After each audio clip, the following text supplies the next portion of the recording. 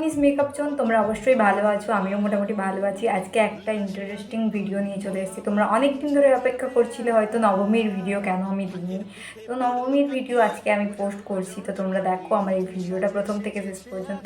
আমি 5-6টা প্রোডাক্ট দিয়ে আজকে পুরো মেকআপটা কমপ্লিট করেছি। যদি তোমাদের আমার এই ভিডিওটা ভালো লাগে তাহলে আমার চ্যানেলটা সাবস্ক্রাইব করে দিও, আর ভিডিওটা যদি ভালো লাগে লাইক কমেন্ট করে জানিও। আজকের লুকটা আমি ব্ল্যাক ড্রেসের মধ্যে করেছি। অনেকে ব্ল্যাক ড্রেসের মধ্যে এরকম সাজ চায়, তাই জন্য নবমীর দিন রাতে যদি তোমরা এইভাবে লুক করতে চাও তো করতে পারো ব্ল্যাক ড্রেসের উপরে। তোমরা যে কোনো ড্রেসের উপরে এটা করো। আমি এখানে ফেস ওয়াশ করে চলে এসেছি। তারপরে আমি আরোমার একটা ময়শ্চারাইজার নিয়েছি, তো সেটা আমি অ্যাপ্লাই করছি স্কিনে।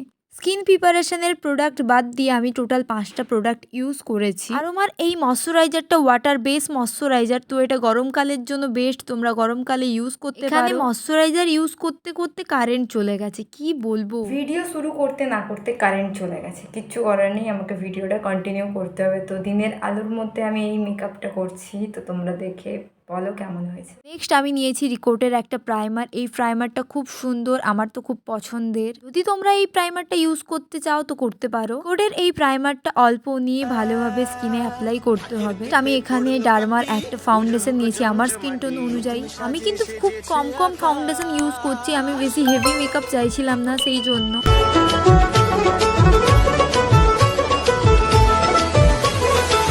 কথাটা হয়তো অনেকে জানে, তবুও আমি বলে দিচ্ছি। মেকআপ ব্লেন্ড করার জন্য আমাদের বিউটি ব্লেন্ডারের প্রয়োজন। তো বিউটি ব্লেন্ডারটা আমাদেরকে ভালোভাবে ভিজিয়ে নিতে হবে। ব্লেন্ডারটা ভালোভাবে ভিজিয়ে নিলে ফাউন্ডেশনটা ভালোভাবে ব্লেন্ড হয়। ফাউন্ডেশন যদি ভালোভাবে ব্লেন্ড না হয় তাহলে মেকআপ আমাদের কি লাগবে, স্মুথ ফিনিশিংটা আসবে না। সেই জন্য আমাদেরকে টাইম দিয়ে ভালো করে ব্লেন্ড করতে হবে ফাউন্ডেশনটা।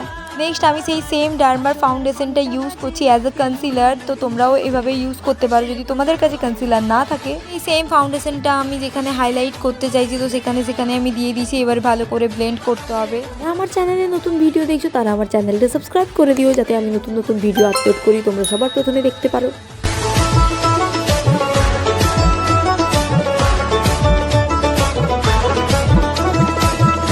মেকআপটা সেট করার জন্য আমি ম্যাবলিনের এই কম্প্যাক্টটা ইউজ করছি। এখানে ম্যাবলিনের একটা কাজল নিয়েছি, তো সেই কাজলটা দিয়ে আমি আইব্রোটাকে সেট করছি।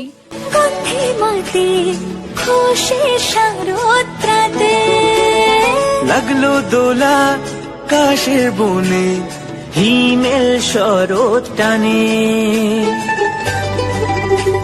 আমি একটা আইশ্যাডো প্যালেট নিয়েছি, তো এই আইশ্যাডো প্যালেট থেকে আমি কন্ট্রোল করে নিচ্ছি। সেই সেম প্যালেট থেকে আমি ব্লাসার লাগিয়ে নিচ্ছি। এই আইশ্যাডো প্যালেট থেকে আমি কিন্তু সবকিছু করে নিতে পারলাম। ব্লাসার লাগাতে পারলাম, কন্ট্রোল লাগাতে পারলাম, প্লাস আমি হাইলাইটারও লাগিয়েছি এইখান থেকে। হাইলাইটারটা অ্যাপ্লাই করার পরে আমি দেখছি ফিনিশিংটা বেশ সুন্দর। নেক্সট আমি সেই আইশ্যাডো প্যালেট থেকে একটু ব্রাউন কালার নিয়ে আমি আই মেকআপ করছি। আই মেকআপ করতে আমি কোনো ব্রাশ ইউজ করিনি, আমি হাত দিয়ে আই মেকআপটা করেছি। এই মেকআপ এখনো কমপ্লিট হয়নি, তার আগে আমি একটা লিপস্টিক লাগিয়ে নিচ্ছিলাম। লিপস্টিকের সেটটা ঠিক মনে পড়ছে না, কিন্তু লিপস্টিকের কালারটা ছিল মেরুন। এখানে কিন্তু আমি দুটো লিপস্টিক ইউজ করেছি। আমি এখানে আইলাইনার ইউজ করছি না, আমি এখানে কাজল ইউজ করছি। ময়শ্চারাইজার আর প্রাইমার বাদ দিয়ে আমি টোটাল 6টা জিনিস ইউজ করেছি। ফাউন্ডেশন, কম্প্যাক্ট, কাজল, মাস্কারা, লিপস্টিক আর সেটিং স্প্রে ইউজ করেছি। এটা তোমরা করলেও করতে পারো, না করলেও না করতে পারো। সেটিং স্প্রে ইউজ করলে মেকআপটা অনেকক্ষণ ধরে লং লাস্টিং থাকে।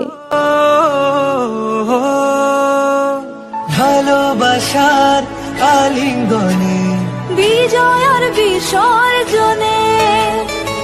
তো আমি তো একদম রেডি হয়ে গেছি, এবারে আমি ফাইনাল লুকে আসছি।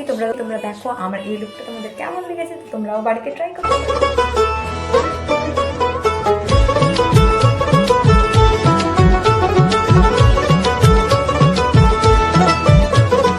মা দুর্গার আগমনে উল্লাসে আলিম।